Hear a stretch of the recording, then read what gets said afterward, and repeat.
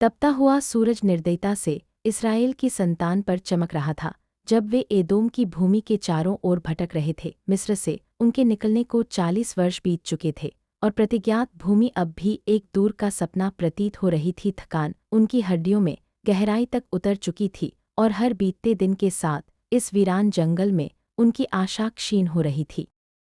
उनका सामान घट रहा था। कभी चमत्कार के रूप में मिली मन्ना अब एक दिनचर्या बन गई थी। जब आशीर्वाद आम हो जाते हैं तो मानव हृदय कृतज्ञता को कितनी आसानी से भूल जाता है। असंतोष एक बीमारी की तरह पूरे शिविर में फैल गया। जो फुसफुसाहट से शुरू हुआ था वह खुले विद्रोह में बदल गया। क्यों हमें मिस्र से निकालकर इस जंगल में मरने के लिए लाए हो? उन्होंने मांग की। यहाँ न रोटी है न पानी और यह घटिया भोजन हमें घृणित लगता है। ईश्वर की व्यवस्था का उनका अस्वीकार पूर्ण हो चुका था। स्वर्ग से उतरी रोटी को उन्होंने बेकार की धूल की तरह पैरों तले रौंद दिया। मूसा जो अब बूढ़े हो चुके थे और दशकों से उनके कुड़कुड़ाने को सहते आए थे, इस कृतज्ञता का बोझ अपने कंधों पर महसूस कर रहे थे। प्रभु की प्रतिक्रिया त्वरित थी। जैसे जैसे शाम ढलने लगी शिविर में पहले सांप दिखाई दिए, जहरीले दूत जो दिव्य दंड लेकर आए थे। उनके दांत केवल जहर ही नहीं बल्कि विद्रोह के उन जलते हुए शब्दों की याद भी दिला रहे थे जिन्होंने यह न्याय बुलाया था। भय सांपों से भी तेज फैल गया। पूरे शिविर में अफरा-तफरी मच गई। कोई शरण नहीं थी। विष नसों में आग की तरह दौड़ता जलाता चला गया। कई इस्राएली गिर पड़े। उनके शरीर उतने ही निढाल हो गए जितना उनका विश्वास हो चुका था। यदि आपको ये वीडियो रोचक या आनंददायक लगते हैं तो कृपया सब्सक्राइब करना न भूलें। इन्हें बनाने में काफ़ी समय लगता है और यह वास्तव में हमारी मदद करता है। मृत्यु का सामना करते हुए उनका घमंड टूट गया। वे बुजुर्ग जो कभी शिकायत में शामिल थे अब मूसा के पास अलग शब्दों के साथ आए। हमने पाप किया जब हमने प्रभु और आपके विरुद्ध बोला। कृपया प्रार्थना करें कि प्रभु इन सांपों को हमसे दूर कर दे। मूसा ने दशकों की उनकी अवज्ञा के बावजूद बिना किसी हिचकिचाहट के अपने लोगों के लिए मध्यस्थता की। उनकी प्रजा के लिए उनका प्रेम ईश्वर की असीम दया का प्रतिबिंब था। प्रभु ने मूसा से सांपों को हटाने का आदेश नहीं दिया बल्कि उससे कहीं गहरा निर्देश दिया।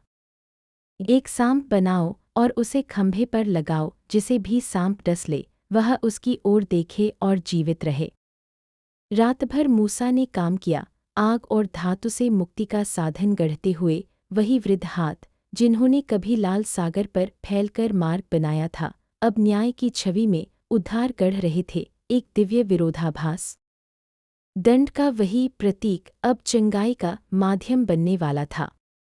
सुबह होते ही कांसे का सांप ऊंचे खंभे पर उठाया गया। वह पहली किरणों में चमक रहा था और शिविर के हर कोने से दिखाई दे रहा था। सांप की ओर देखो और जीवित रहो, मूसा ने पुकारा। जिन्हें डस लिया गया था वे सब कांसे के सांप की ओर देखने लगे। कुछ ने इस साधारण उपाय का मजाक उड़ाया, सिर्फ देखने से घातक जहर कैसे मिट सकता है। पर इसी सरलता में विश्वास की गहरी परीक्षा छिपी थी।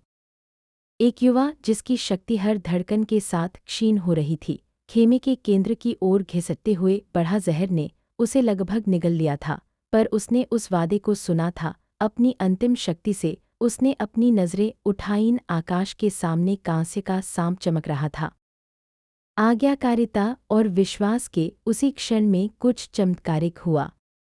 जलन थम गई शरीर में, फिर से शक्ति लौट आई। सांसें सहज हो गईं। वह पूर्णतः स्वस्थ हो गया। पूरे शिविर में जो चंगे हुए वे दूसरों के सहायक बन गए। वे कमज़ोरों को उठाने लगे, मरते हुए लोगों को मार्ग दिखाने लगे और सबको पुकारने लगे, ऊपर देखो सांप की ओर और जीवित रहो।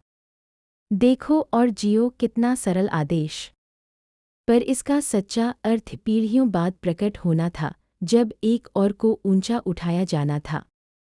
इस बार कांसे के खंभे पर नहीं बल्कि लकड़ी के क्रूस पर। प्रतीक के रूप में नहीं बल्कि उद्धारकर्ता के रूप में। जैसा कि मूसा ने जंगल में सांप को उठाया था वैसे ही यीशु ने कहा, मनुष्य का पुत्र भी उठाया जाएगा ताकि हर कोई जो उस पर विश्वास करे अनंत जीवन पाए। जंगल में उनकी चंगाई विश्वास द्वारा आई जब उन्होंने उस पर दृष्टि डाली जो परमेश्वर ने प्रदान किया था। और हमारे लिए भी यही है। देखना ही विश्वास करना है और विश्वास करना ही जीवन पाना है। यदि आपने अब तक सब्सक्राइब नहीं किया है तो कृपया करना न भूलें, इससे हमें आपके लिए ऐसे अद्भुत वीडियो लाने में मदद मिलती है।